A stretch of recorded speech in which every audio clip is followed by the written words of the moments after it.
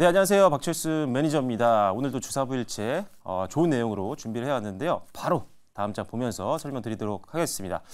자, 오늘은 전환사채 공시가 나왔을 때 과연 어떻게 우리가 이걸 해석해야 되고 그다음에 전략적으로 대응을 해야 되는지에 대해서 말씀드리려고 하는데 사실 조금 아깝습니다. 제가 이 PT를 이번 주 초에 올려드렸는데 공유를 했었거든요. 방송국 분들에게. 근데 이게 전략이 벌써 먹혀 들어갔어요. 그래서 샀어야 되는데 너무 늦게 갖고 왔습니다. 마지막에 그 종목을 설명을 드릴게요. 저 진짜로 바꾸지 않았습니다. PT 한 번도. 자, 마지막까지 지켜보셔야 됩니다. 다음 장 보시겠습니다. 자, 전환사채는 말 그대로 전환 가능한 사채입니다. 그래서 투자자가 보유한 채권을 일정 시일 경과 후에 발행회사의 주식으로 바꿀 수 있습니다. 주식으로 안 바꾸면요. 그 채권에 적혀있는 이자만 챙겨도 됩니다. 그러니까 처음에 갖고 있을 때 처음에 전환사채를 어떤 사람이 샀다. 그러면 처음에는 이자만 받을 수도 있어요. 근데 이 회사 주가가 너무 잘 가네? 나 그럼 주식으로 바꿔주세요. 해서 바꿔서 그대로 시세 차익을 남길 수 있는. 그러니까 어떻게 보면 거의 무위험에 가까운 투자 상품입니다. CB를 투자하시는 분한테는요. 그래서 굉장히 중요한 사채라고 보시면 될 것 같고요. 그래서 채권 이자를 선택하느냐 아니면 주식으로 바꿔서 자본 이득을 시세 차익을 남기느냐 이 차이라고 보시면 될 것 같습니다. 다음 장 보시면요. 자, 일단은 채권이면서 주식으로 전환 가능하다고 말씀드렸는데 전환하게 되면 당연히 채권 기능은 소멸합니다. 이자도 받고 주식으로 또 바꿔가지고 시세 차익도 남길 수 있고 이 두 가지를 병행할 수 없고 반드시 하나만 선택을 하셔야 되고요. 그리고 주가가 하락했을 때는 원금과 그냥 이자만 주세요라고 채권 기능을 활용하시면 되는 거고요. 만약에 주가가 이 회사 많이 올라갔네? 그럼 나 정해진 가격으로 바꿔줘 주식. 나 시세 차익 남길 거야. 바꿔서 시세 차익 남기시면 됩니다. 선택을 하실 수가 있는 상품이고요. 다만 이제 주식 전환 시에는 신주를 줘야 되기 때문에 전체 주식이 늘어나요. 그렇게 되면 어떻게 하죠? 한 주당 가치가 떨어집니다. 그렇기 때문에 항상 주가에서는 리스크 요인 중에 하나죠. 그래서 신주가 추가되는 날 전후로 해서 주가가 밀리는 경우가 상당히 많습니다. 그래서 그런 것들은 감안을 하셔야 되고요. 그리고 이자 같은 경우는 사채 이자보다는 CB, 전환사채 이자가 낮습니다. 왜냐하면 주식으로 바꿀 수 있는 권리까지 줬는데 이자라도 조금 줘야 될 거 아니에요. 그죠? 그래서 CB 이자가 낮습니다. 그래서 CB 발행으로 자금을 기업이 조달을 하게 되면은 채권을 발행해서 하는 것보다는 이자 비용이 훨씬 더 줄어드는 효과도 있다라는 점. 그래서 그런 부분이 기업에게는 좋은 장점입니다. 회사 신용도가 좋으면 좋을수록 낮은 이자를 줍니다. 안정성이 있으니까요. 근데 회사가 좀 안 좋다. 돈이 너무 필요해요. CB 이자를 엄청나게 높여버립니다. 이런 건 좀 조심하셔야 돼요. 너무 높으면 이건 좀 이상한 거거든요. 보통 전환사채는 이자가 그렇게 높지가 않습니다. 자, 그리고 공모로도 할 수 있고 역시나 사모로도 모을 수가 있고요. 주식으로 이게 전환을 하게 되면 CB를 산 사람들이 주식으로 바꿔주세요 해서 전환한 사람들이 주식을 받게 되면 신주가 늘어나잖아요. 근데 이제 여기서 특이한 게 있습니다. 재무 구조는 개선이 돼요. 왜냐면 채권일 때는 이게 이자를 줘야 되는 상품이기 때문에 기업 입장에서는 이게 부채로 잡히거든요, 회계상. 근데 그게 이제 자본으로 넘어가게 됩니다. 그래서 부채는 줄고 자본은 늘기 때문에 자산도 늘게 되고요. 결국 그래서 자본 및 자산은 증가하고 부채가 감소하면서 재무 구조가 개선되는 흐름들이 나타나는 게 전환사채를 활용해서 주식으로 바꿨을 때의 특징이라는 점 참고하시면 되고요. 그리고 잦은 CB를 발행하는 기업들은 좀 조심하실 필요가 있습니다. 주가 조작에 대한 리스크가 있을 수도 있고요. 그리고 그만큼 재무 상태가 안 좋은 걸 수도 있기 때문에 잦은 CB 발행, 잦은 유상증자도 역시나 마찬가지로 조심하시면 좋겠습니다. 다음 장 보시면요. 기업 입장에서 한번 볼게요. 세 가지 주체별로 보는 건데 기업 입장에서는 아까도 말씀드렸습니다. 채권보다 훨씬 낮은 금액으로 낮은 이자를 주고 자금을 끌어당길 수 있기 때문에 차입을 할 수가 있기 때문에 상당히 유리한 상품이다라고 보시면 되겠고요. CB 투자자 입장에서는 고정이자도 챙길 수 있고 주가 오르면은 주식 바꿔서 시세 차익을 남길 수 있기 때문에 거의 무위험에 가까운 안전한 상품이기 때문에 굉장히 좋다. 근데 우리는 CB 투자가 쉽지가 않습니다. 개인 투자자분들은 공모가 나오는 경우가 거의 없거든요. 그래서 기본적으로는 좀 어려운 게 좀 아쉬운 점이라는 점. 그렇다면 우리 입장, 개인 기존 주주들 입장에서는 어떻게 됐느냐? 자, 주식 수가 증가하게 되면은 주식 가치가 희석이 된다라고 아까 말씀을 드렸죠. 그래서 주식 수가 늘어나는 날, 추가 상장되는 날이 잡히면 그때는 조심하셔야 됩니다. 갖고 있는 분들은 추가 하락에 대한 리스크가 있으니까 조심하시고 신규 매수를 준비하고 있었던 분들이라면 일단 기다리셔야 돼요. 변동성이 나올 수도 있기 때문에 오히려 변동성 나와서 좀 더 빠지면 그때 사면 더 싸게 살 수 있잖아요. 그래서 기다리시는 게 맞는 겁니다. 그래서 항상 우리가 전환사채를 언제 발행했는지도 아셔야 되겠지만 이거를 주식으로 바꿔주세요 라고 한 날짜는 언제인지 그리고 그 신주가 언제 상장되는지 이 날짜를 정확하게 보고 계셔야 됩니다. 자, 다음 장 보시겠습니다.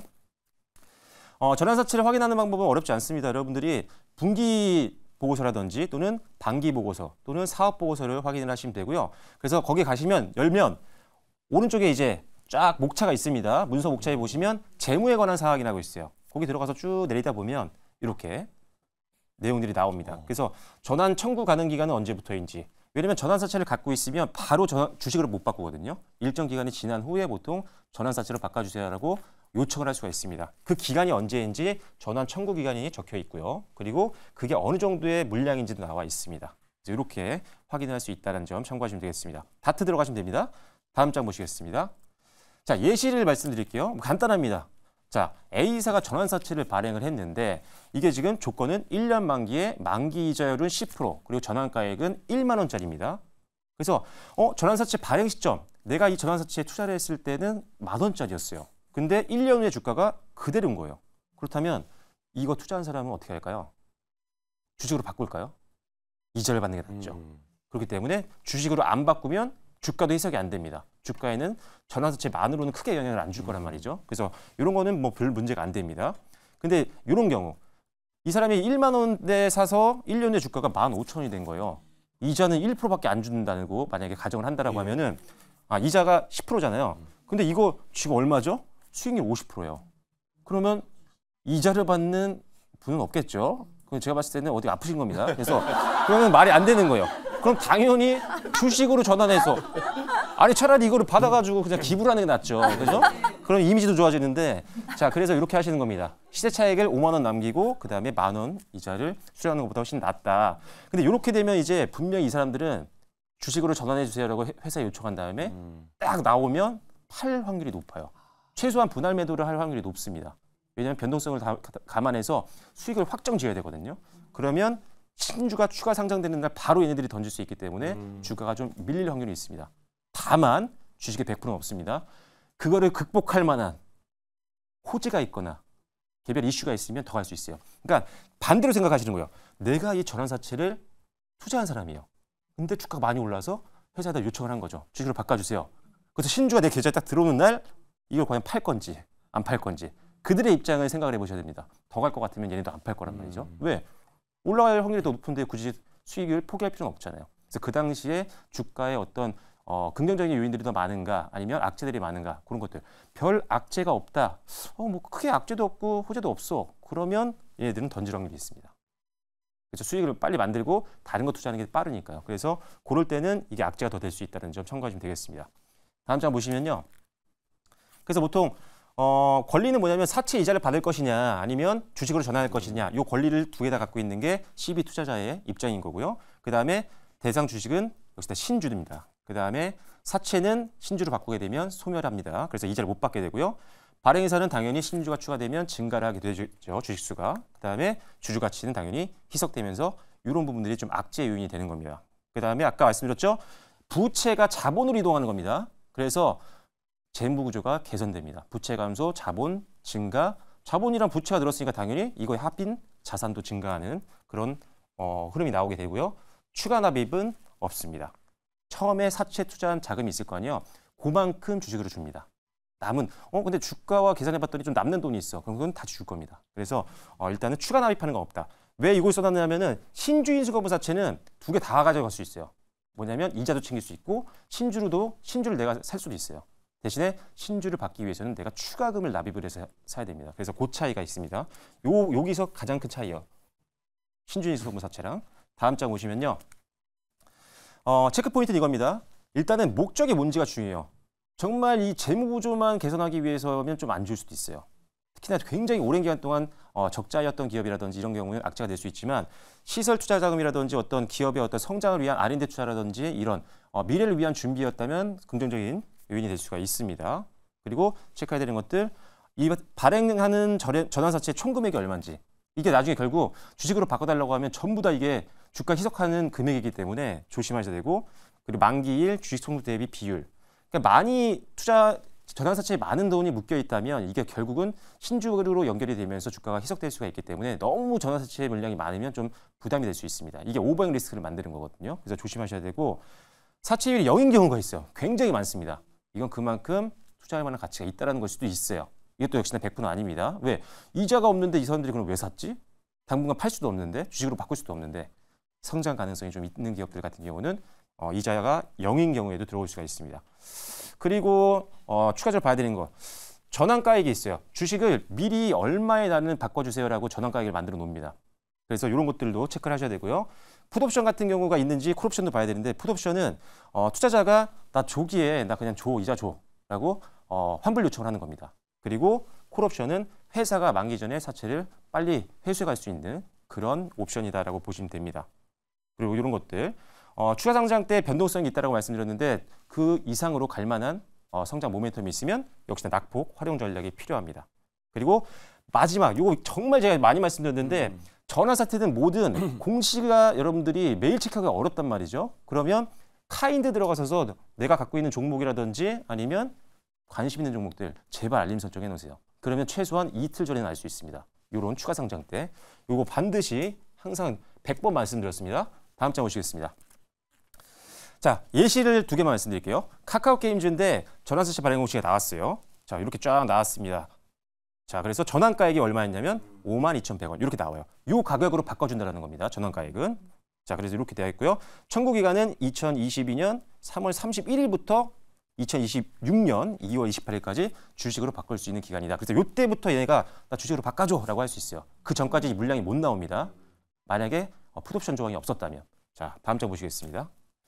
자, 그래서 추가 상장 공시가 4월 12일 날 나왔어요. 4월 12일 날 나오고 바로 금방 나왔습니다. 상장일이 4월 14일이었거든요. 그러니까 이런 거를 미리 추가 상장 공시를 볼 수 있었다면 여러분들이 피할 수 있었겠죠. 그래서 아까 말씀드렸죠. 카인드 알림 설정 활용하시면 됩니다. 자, 그리고 다음 장 보실게요.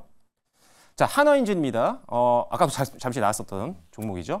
예전에는 HSD 엔진이었는데 이게 이제 2월 17일 날 유상증자 결정 공시가 나왔었어요. 그래서 이걸 누가 했느냐? 제3자 배정이었어요. 그리고 이런 것들 같은 경우는 예시를 들은 거고, 자, 다음 장을 보시도록 하겠습니다. 자, 왜 그러냐면 전환사채와 유상증자가 굉장히 유사한 패턴들을 보이거든요. 결국 주가가 희석될 수 있는 신주가 들어오는 거기 때문에 비교를 드린 겁니다. 그래서 이것도 하나엔진 같은 경우도 이게 이번 주 초에 있었던 주가 흐름이거든요. 그래서 이거를 제가 미리 자료를 보내드렸었는데 이 회사 공시 후에 변동성이 나올 수 있어요. 추가 상장이 되게 되면 공시 후에 변동성이 나올 수 있지만 실제로 다음 장 보시겠습니다. 자, 지금 신주 상장 예정일이 3월 19일 이번 주였어요. 이번 주였는데 지금 업황이 계속 회복하고 있죠. 수주도 지속되고 있죠. 실적 개선이 계속 지속이 되고 있는 그런 상태이기 때문에 변동성을 활용했으면 다음 장 보시는 것처럼 주가가 오늘 여긴 안 나왔지만 올랐습니다. 그러니까 이때가 오히려 변동성이 막 있었지만 오히려 매수하는 시그널이었다는 거예요. 그래서 이런 것들을 확인을 잘 하신다면 여러분들이 공시를 활용해서 매수하는 타이밍도 잘 잡으실 수 있을 것 같습니다. 자, 오늘 그래서 전환사채에 대한 내용들을 말씀드렸는데요. 더 자세한 내용은 잠시 후에 또 무방에서 설명드리도록 하겠습니다. 고맙습니다. 우리 박철순 매니저님의 강연은요 유튜브에서 다시 한번 확인할 수가 있습니다. 유튜브에 저희가 저희 토토주쇼 네. 박철순 검색하면 그거만 따서 저희가 올렸어요. 그러니까 유튜브 검색해서 보시면 좋은 자료로 사용할 수가 있습니다. 자, 그러면 저 1부 어떻게 재밌게 보셨나요? 네. 저희는 잠시 후 2부에서 여러분들 다시 만나도록 하겠습니다. 그러면 채널 어떻게 하라고요? 고정! 잠시 후 2부에서 뵙겠습니다.